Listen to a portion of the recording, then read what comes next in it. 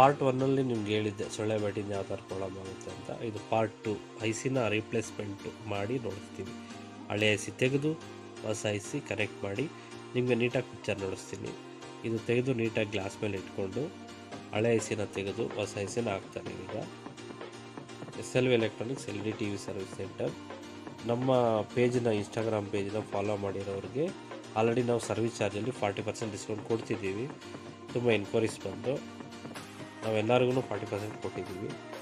ಈಗ LED TV IC ಹಾಕಿದ್ದ ಆಯಿತು, ಗ್ಲಾಸ್ ಸೈಡ್ ಬಾಂಡ್ ಮಾಡಿದ್ವಿ. ಈಗ ಮತ್ತೆ PCB ಸೈಡ್ ಬಾಂಡ್ ಮಾಡಬೇಕು. ಮಾಡಿಬಿಟ್ಟು ಅಲಾಟ್ಮೆಂಟ್ ಎಲ್ಲ ನೋಡಿ ನೀಟಾಗಿ ಬಾಂಡ್ ಆಗುತ್ತೆ. ಯಾವುದೇ ಕಾರಣಕ್ಕೂ ರಿಪೀಟ್ ಕೂಡ ಆಗೋಲ್ಲ, ನೀಟಾಗಿ ಬರುತ್ತೆ. ಓಕೆ ಮಾಡಿ ನಿಮಗೆ ನೀಟಾಗಿ ನೋಡಿಸ್ತೀವಿ.